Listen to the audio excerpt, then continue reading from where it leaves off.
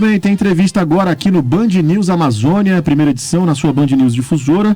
E vamos falar sobre aquele projeto de lei que propõe alterar a distribuição de vagas da Universidade do Estado do Amazonas novamente, né? Vamos falar com especialista, a palavra de especialista, que é o que a gente gosta de fazer, que é o necessário.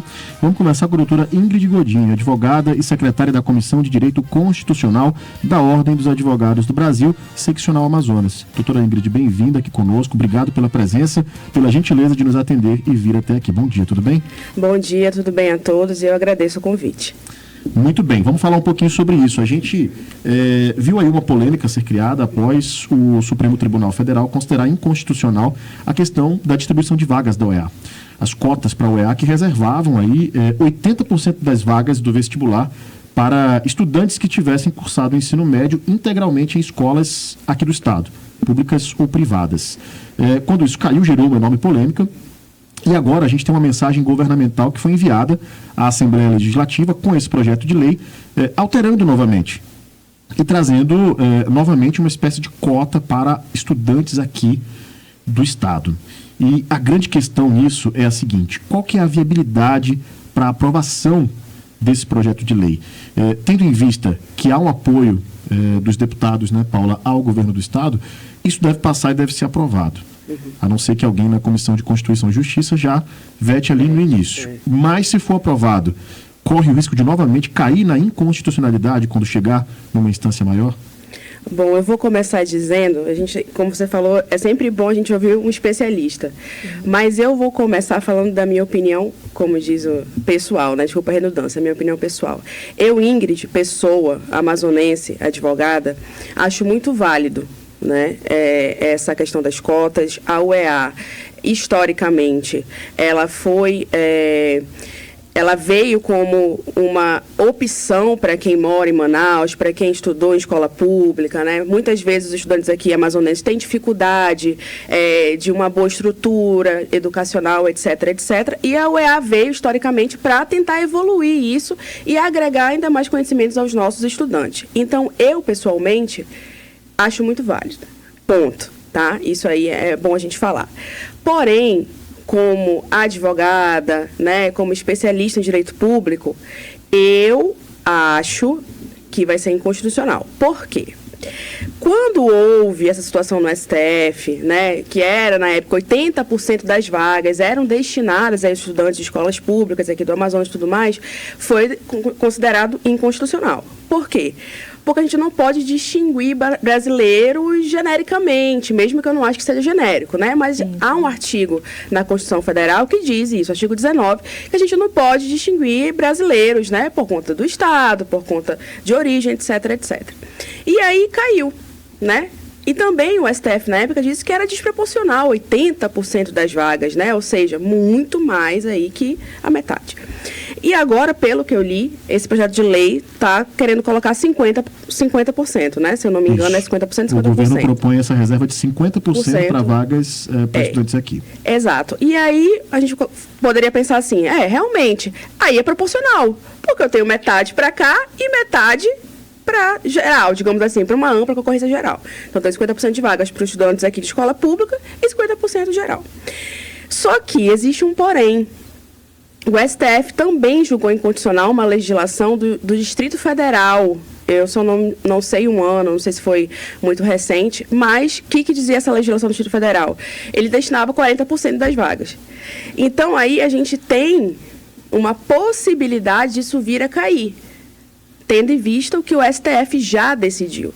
Então, o STF já decidiu, né, anos anteriores, essa questão de 40% das vagas ser inconstitucional no caso do Distrito Federal. Eu não estou dizendo que vai cair, eu estou dizendo que pode cair, né? Agora, é claro que tem questão política, tem questão social, né? Pode ser que a gente consiga aí manter a questão social da cota, a gente consiga fundamentar ainda mais que os estudantes amazonenses, eles têm uma certa dificuldade de logística, né? Se a gente for pensar no interior do estado do Amazonas, uma logística impensável se a gente for comparar com outros estados como São Paulo, onde tem muitas estradas, né? Enfim.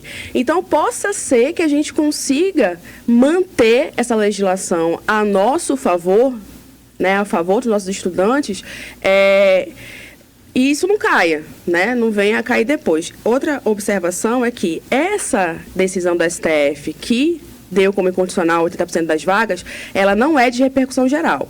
Ou seja, foi só para aquele caso concreto. Então, para que isso venha a cair, teria que fazer uma outra ação direta de inconstitucionalidade. A gente viu que naquela questão da bonificação, por exemplo, para as notas do SISU, para ingresso na UFAM, depois, por um entendimento de cota social, foi suspensa a decisão e retornou a bonificação de 20% para estudantes aqui do Amazonas na nota do SISU para concorrer com pessoas de outros estados, né? Então, houve esse entendimento da cota social. Isso, de alguma forma, pode influenciar nessa questão da UEA também? Pode, eu acho que deve influenciar, porque isso é uma questão que a gente consegue defender, a gente consegue visualizar no nosso estado, né? Então, essa cota social ela é importante, inclusive, historicamente, a cota ela veio para tentar fazer com que seja proporcional àquelas pessoas que têm menos recursos.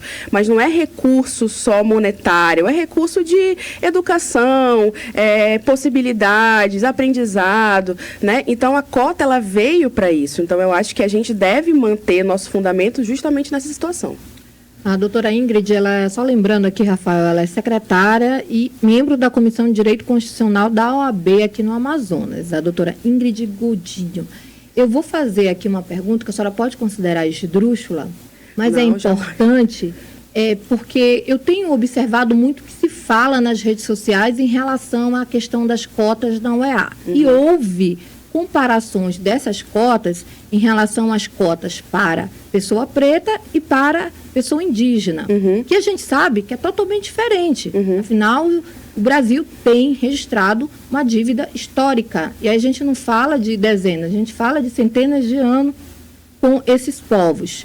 Porém, houve essa comparação, porque é diferente, tá? E eu queria que a senhora pudesse explicar isso aqui para os nossos ouvintes, para as pessoas que estão nos assistindo, por que é diferente. E por que é mantida a cota para indígena e para negros, pessoas pretas, e não foi mantida para estudantes do Amazonas na UEA. Essa é uma boa pergunta, viu? A questão das cotas para negros, né, pessoas pretas, como a gente fala, e para os povos originários, é uma reparação histórica, né? Então, a gente sabe que aqui no Amazonas vários povos originários foram dizimados, inclusive, né, com toda essa colonização, e a questão dos povos pretos, negros, a gente não precisa nem comentar, né? Então, isso é uma reparação histórica. Em relação à cota social, existem vários pormenores, né?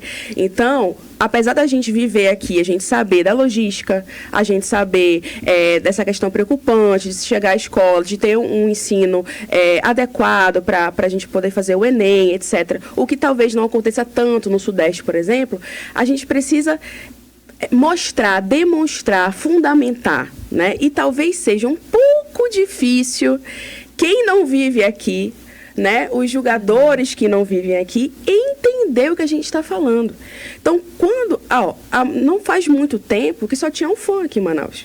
Não faz muito tempo isso. Se a gente for parar para pensar historicamente, quantos anos tem um fã? 102, cento e pouco anos? Eu fui da turma centenária, então acho que tenho 110 anos, não sei. É pouco tempo, historicamente falando. A UEA surgiu um tempo desse, né? Então, a gente não tinha uma universidade estadual. E ela veio justamente para aprimorar, para desenvolver toda essa questão educacional de nível superior, né? Então, eu acho que, às vezes, é um pouco difícil entender para quem não mora aqui, para quem não vive a nossa realidade. Por isso que eu acho importante, politicamente falando, dos nossos governantes, dos deputados, enfim, como um todo, lutarem por isso. Pode ser que caia? Pode ser que caia, mas vamos ver.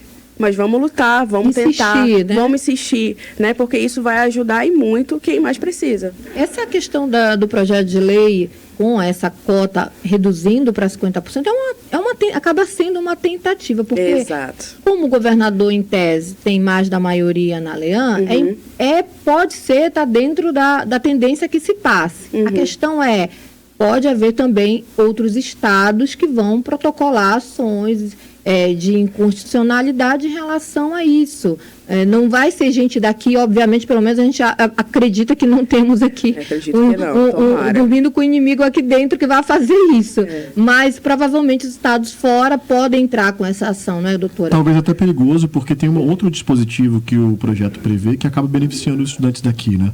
Que a definição seria de 40% de vagas destinadas ao ingresso no vestibular, no macro, né, enfim, e 60% pelo SIS, que é o Sistema de Ingresso Seriado, que obviamente é para estudantes aqui das escolas do Amazonas. Exatamente. E é importante lembrar que o que acontece, não é que seja inconstitucional, pela competência. O Estado pode fazer esse tipo de legislação, é bom a gente deixar claro isso, né? Porque são normas que não são gerais, né? Então aí a União não seria privativamente responsável por isso.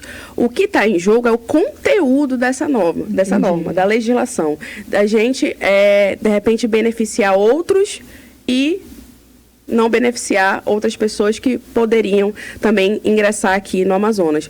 Mas pode ser que, nesse sentido, os outros estados até possam tentar interpor aí uma ação, uma ADI, como a gente chama, porque eles não conseguiram. Então, por que o Amazonas vai conseguir, né? Bem colocado. Só que, assim, como o Distrito Federal, por exemplo, que tentou 40% e foi declarado inconstitucional. Mas eu bato na tecla da questão da cota social, eu bato na tecla da questão histórica, eu bato na tecla do porquê a UEA foi construída, né? Enfim, e a gente tentar manter pelo menos 50% e 50%. Muito bem. A gente está chegando no fim aqui do programa, são 9h58. Vou deixar um espaço, doutora Ingrid, então, para considerações finais aqui na entrevista, caso queira colocar mais alguma coisa que nós não perguntamos, por exemplo, mas que a senhora acha que é importante para o ouvinte saber. Eu lembro que eu dei uma entrevista também sobre isso, logo quando saiu essa questão da inconstitucionalidade.